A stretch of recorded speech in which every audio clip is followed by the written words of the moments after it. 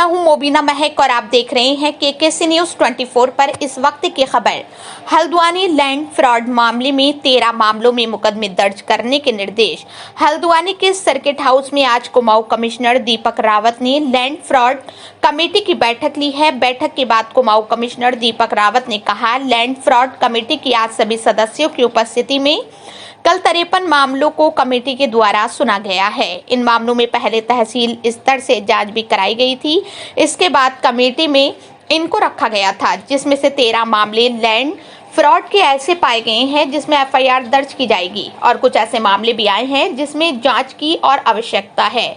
वहीं कुछ मामलों में ऐसे लोग भी सामने आए हैं जो जमीनों का कारोबार तो जरूर कर रहे हैं, लेकिन कागजों में उनका नाम नहीं है, लेकिन पैसों का लेन देन उनके जरिए से हो रहा है जो पूरी तरह से गैर कानूनी है। कमिश्नर दीपक रावत ने लोगों से अपील करते हुए कहा, जमीन खरीदने से पहले उसके कागज और उसकी दाखिल खारिज जरूर देख लें, तभी जाकर वो जमीन की खरीद फरोख्त करें। तहसील से लेकर पटवारी और रजिस्ट्रार्ड ऑफिस से भी जांच करवा लें, तभी जाकर वो जमीन की खरीदारी करें। केकेसी न्यूज 24 से जुबैद अली की रिपोर्ट। लैंड फ्रॉड कमेटी की आज मीटिंग हुई और इसमें सभी मेंबर्स उपस्थित थे। इसमें पिछले जो 7-8 महीने में शिकायतें अलग अलग स्तरों पे प्राप्त हुई, जिससे लगा कि ये लैंड फ्रॉड के मामले हो सकते हैं। उसमें एक आप कह सकते हैं छोटी जांच, एक समरी इंक्वायरी पहले तहसील के लेवल से कराई गई। उसके बाद यहाँ पे इन मामलों को सुना गया, शिकायतकर्ताओं को भी बुलाया गया। तो कुल 53 मामले आज कमेटी के सम्मुख आए थे, जिसमें से 13 मामले ऐसे पाए गए जो एफआईआर करने के लिए ठीक हैं, उचित पाए गए, उसमें एफआईआर की जाएगी।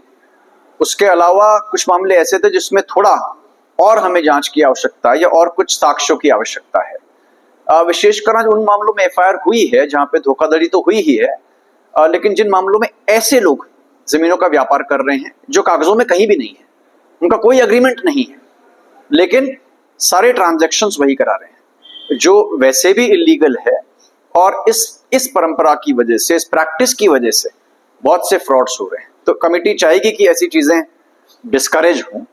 साथ ही साथ मैं मीडिया के माध्यम से अवगत भी कराना चाहूंगा कि जो हमारे क्रेतागण हैं, जो भी जमीन खरीदते हैं, एक बार जरूर उस भूमि की ड्यू डिलिजेंस करवा लें, एक बार उसकी पुख्ता जांच करवा लें, संबंधित लेखपाल से पूछवा लें या तहसील से पूछवा लें, सब रजिस्ट्रार ऑफिस में जाके उसके 10 साल के एग्रीमेंट्स हैं वो चेक करवा लें।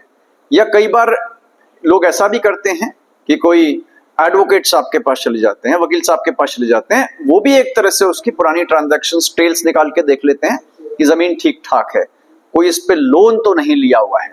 ये देखना भी बहुत आवश्यक है कि जो व्यक्ति आपको ये जमीन बेच रहा है, उसके नाम जो खतौनी में जमीन है, ऐसा तो नहीं कि वो जमीन बची केवल रस्ते की हो, बेचने वाली जमीन हो ही ना। तो मैं चाहूंगा कि इस पे भी जो हमारे क्रेतागण हैं वो ध्यान दें, लैंड फ्रॉड का शिकार ना हो। और बाकी कमेटी के सम्मुख जो मामले आएंगे उनको तो खैर हम विस्तारित करते रहें।